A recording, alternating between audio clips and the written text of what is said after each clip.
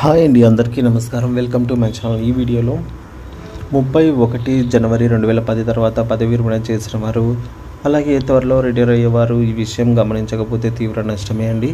మరి ఆ విషయం ఏంటనే పూర్తి వివరాలు వీడియోలో తెలుసుకుందాము. వీడియోని అయితే ఎక్కడే కానీ స్కిప్ చేయకుండా ఎండ్ వరకు చూసేటప్పుడు ఇన్ఫర్మేషన్ పూర్తిగా అర్థమవుతుంది. అలాగే వీడియో చూస్తున్న ప్రతి ఒక్కరు వీడియోకి అయితే లైక్ చేయండి ఫ్రెండ్స్. ఈ వీడియోని తోటి ఉద్యోగ పెన్షన్ మిత్రులతో అయితే షేర్ చేయండి. కొత్తగా మన ఛానల్ని చూస్తున్న వారు ఇంకా ఎవరైనా సబ్స్క్రైబ్ చేసుకున్నట్లయితే వెంటనే మన ఛానల్ని అయితే సబ్స్క్రైబ్ చేసుకోండి. దీని ద్వారా నేను చేసే లేటెస్ట్ వీడియోస్ అన్నీ మీ వరకు రీచ్ అవుతాయి.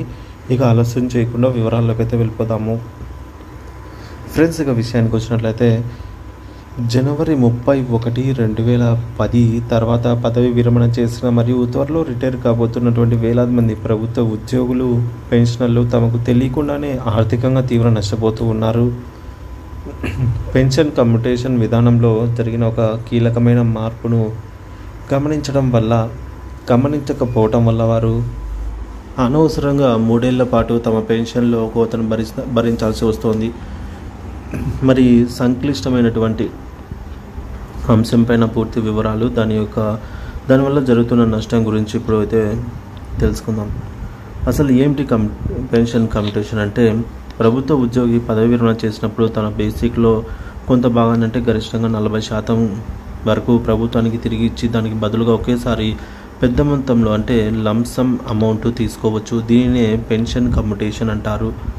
యాక్చువల్గా పాత విధానం ప్రకారంగా అయితే ఇలా కమ్యూటేషన్ చేసిన పెన్షన్ భాగానికి ప్రభుత్వం 15 సంవత్సరాల పాటు ప్రతి నెల పెన్షనర్ నుంచి ఒక పెన్షన్ అమౌంట్లో మినహాయింపు అయితే చేస్తూ ఉంటుంది. 15 ఏళ్ళు పూర్తయిన తర్వాత ఆ కోతను నిలిపివేసి తిరిగి పెన్షనర్కు పూర్తి పెన్షన్ అయితే పునరుద్ధరిస్తుంది, రిస్టోరేషన్ చేస్తుంది. ఇది ఆనవాయితీగా వస్తున్న పద్ధతి. సమస్య ఎక్కడ మొదలైంది అంటే 2010 పిఆర్సీ తర్వాత మార్పు జరిగింది. 2010 పిఆర్సీ తర్వాత పెన్షన్ కమ్యూటేషన్ వివరాలను లెక్కించే మల్టిప్లయింగ్ ఫ్యాక్టర్ను గణనీయంగా అయితే ఈ యొక్క మల్టిప్లయింగ్ ఫ్యాక్టర్ను తగ్గించారు. దీనివల్ల పెన్షనర్లకు అందే ఏక మొత్తం అంటే లంసమ్ అమౌంట్ అనేది తగ్గిపోయింది. కానీ రికవరీ కాలం మాత్రము 15 సంవత్సరాలు మాత్రం ఏమాత్రం తగ్గలేదు. ఇక్కడే అసలు సమస్య అనేది మొదలైంది. ఒక స్పష్టమైన ఉదాహరణతో అర్థం చేసుకుందాము. సో ఇక్కడ స్క్రీన్ పైన చూడొచ్చు. కమ్యూటేషన్ చేసిన పెన్షన్ అమౌంట్ 1000 రూపాయలు. ఎప్పుడంటే జనవరి 31, 2010కి ముందు అన్నమాట. సో అలాగే ఫిబ్రవరి 1, 2010 తర్వాత రిటైర్ అయిన, అంటే ఇక్కడ మనకు కేవలం 1 డే, సో 1 డే అన్నమాట. 1 డే గ్యాప్తో ఇది ఇలా ఉంది. సో చూడొచ్చు ఫ్రెండ్స్, ఈ యొక్క 1 డే గ్యాప్తో ఫస్ట్ 1000 రూపాయలు కమ్యూట్ చేస్తే, అంటే జనవరి 31, 2010కి ముందు 1000 రూపాయలు కమ్యూట్ చేస్తే మల్టిప్లయింగ్ ఫ్యాక్టర్ 10.46గా ఉండేది. సో ఇంటూ 12 అంటే 125 రూపాయలు, 125.52 పైసలు అన్నమాట, 52 పైసలు వచ్చేది. కానీ ఒక్కరోజు తేడా, జస్ట్ ఫిబ్రవరి 1 తర్వాత కమ్యూటేషన్ సేమ్ 1000 రూపాయలు కమ్యూట్ చేస్తే 8.371 ఇంటూ 12, ఇది ఫార్ములా అన్నమాట. సో ఇక్కడ గణనీయంగా మనకు తగ్గింది. 125 ప్లేస్లో మనకు 100 రూపాయలు మాత్రమే, 100 రూపాయల 45 పైసలు మాత్రం రావడం జరిగింది. అంటే మల్టిప్లయింగ్ ఫ్యాక్టర్లో తగ్గింది. ఇలా తగ్గినప్పుడు ఈ రికవరీ కాలాన్ని కూడా తగ్గించాల్సి ఉంటుంది అదే నిష్పత్తిలో. ఇకపోతే అందుకున్న ఏక మొత్తం 1,25,520 రూపాయలు ఇక్కడ మనకు ముందు రోజు అన్నమాట. తర్వాత రోజు 1,04,50 రూపాయలు. సో మినహాయింపు కాలము,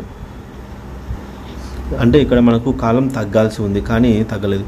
ఇక్కడైతే మనకు అమౌంట్ ఎక్కువ వచ్చేది కాబట్టి 15 సంవత్సరాల 15 సంవత్సరాలుగా ఉండేది అనమాట, అంటే 180 మంత్స్. ఇప్పుడు మనకు ఈ యొక్క అమౌంట్ మల్టిప్లయింగ్ ఫ్యాక్టర్ తగ్గిన తర్వాత కూడా సేమ్ 15 సంవత్సరాల మాత్రమే ఉందన్నమాట, అంటే 180 నెలలు మాత్రమే. ఇక్కడే అన్యాయం జరుగుతుంది. సో రికవరీ మొత్తం వచ్చేసి ఇక్కడ 1,80,000 చేస్తే ఇక్కడ 1,80,000 అనేది చేస్తూ ఉన్నారనమాట. అంటే ప్రతి రూపాయికి ₹1.80 రికవరీ అయితే అవుతుంది. అంటే ఇక్కడ రికవరీ అనేది ఈక్వల్గానే ఉంది. కానీ ఈ తీసుకునే అమౌంట్ ఇక్కడ 1,25,000 ఉంటే ఇక్కడ 1,00,000 రూపాయలు మాత్రమే ఉంది. సో ఇక్కడ 25,000 రూపాయలు తగ్గిందనమాట. కానీ ఫైనల్గా రాబట్టే అమౌంట్ మాత్రము ఏమాత్రం తగ్గలేదు. సో ఇదే ప్రాబ్లం అనమాట, జరుగుతున్న అన్యాయం ఇదే. ఈ టేబుల్ను గమనించినట్లయితే 2010 తర్వాత రిటైర్ అయిన ఉద్యోగి సుమారుగా 25,000 రూపాయలు తక్కువగా ఏక మొత్తంలో అందుకున్నప్పటికీ అతని నుంచి 15 ఏళ్ల పాటు పాత ఉద్యోగిలాగానే నెలకు 1000 రూపాయల చొప్పున ప్రభుత్వం రికవరీ చేస్తోంది. సాధారణ గణిత సూత్రం ప్రకారంగా 1,25,520 రూపాయలు రికవరీని చేయడానికి 15 ఏళ్ళు పడితే 1,00,000 రూపాయల 450 రూపాయలు రికవరీ చేయడానికి ఎంతకాలం పట్టాలి అంటే ఇక్కడ ఫార్ములా చూడొచ్చు. 1,450 రూపాయలు డివైడెడ్ బై 1,25,520 రూపాయలు ఇంటూ 15 అంటే మనకు సుమారు 12 సంవత్సరాలు పడుతుందని అర్థము 1,00,000 రూపాయలకి, దీని అర్థము. సో 2010 తర్వాత రిటైర్ అయిన వారికి పెన్షన్ 12 సంవత్సరాలకి పునరుద్ధరించాలి, తగ్గించాలి. కానీ ప్రభుత్వం ఇప్పటికీ 15 ఏళ్ల పాటు కోత విధిస్తోంది.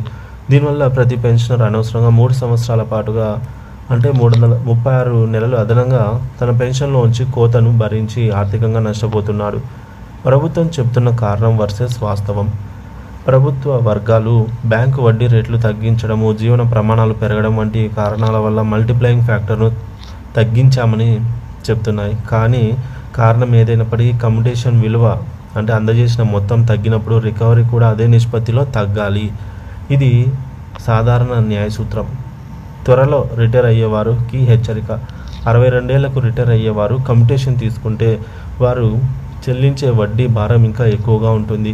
పదవి విరమణ వయసు పెరిగే కొద్దీ కమ్యుటేషన్ మల్టిప్లయింగ్ ఫ్యాక్టర్ అనేది ఇంకా తగ్గుతుంది, అంటే చెల్లించాల్సిన అమౌంట్ ఎక్కువ పడుతుంది. కాబట్టి ఫలితంగా చెల్లించాల్సిన అమౌంట్ అంతే ఉన్నా మన చేతికి వచ్చే అమౌంట్ తగ్గుతుంది. కాబట్టి తక్కువ మొత్తం చేతికి తీసుకొని ఎక్కువ మొత్తాన్ని తిరిగి చెల్లించాల్సి వస్తుంది. కాబట్టి కమ్యుటేషన్ తీసుకునే ముందు ఈ యొక్క వడ్డీ భారాన్ని జాగ్రత్తగా అంచనా వేసుకోండి. ఇలా వేసుకోవడం మంచిది.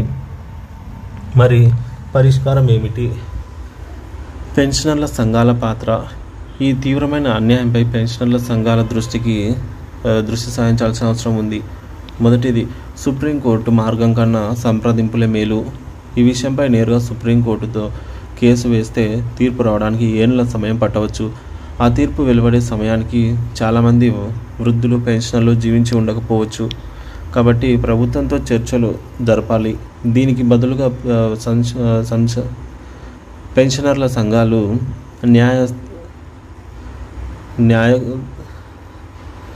పెన్షనర్ల సంఘాల నాయకులు ఈ యొక్క విషయాన్ని ఆధారాలతో సహా ప్రభుత్వ ఉన్నతాధికారులు, ఆర్థిక శాఖ మరియు ముఖ్యమంత్రి దృష్టికి తీసుకెళ్ళాలి. మధ్య మార్గం, కనీసం రికవరీ కాలాన్ని 15 ఏళ్ల నుంచి 12 ఏళ్ళు లేదా 13 ఏళ్లకు తగ్గించేలా ఒక మధ్య మార్గాన్ని అయితే ఒప్పందం కుదుర్చుకోవాలి. ఇదే ఉత్తమమైన పని. ప్రభుత్వం మానవతా దృక్పథంతో ఆలోచించి పెన్షన్లకు న్యాయం జరుగుతుంది అన్నటువంటి ఈ ఆర్థిక అన్యాయాన్ని సరిదిద్దాలని, రికవరీ కాలాన్ని తర్కబద్ధంగా సవరించాలని అయితే సగటు పెన్షనర్ కోరుకుంటున్నారు. దీనిపై మీ అభిప్రాయాన్ని అయితే కామెంట్ ద్వారా తెలియజేయండి ఫ్రెండ్స్. ఈ వీడియో నచ్చినట్లయితే లైక్ చేయండి. అలాగే ఈ వీడియోని తోటి పెన్షనర్ మిత్రులతో షేర్ చేయండి.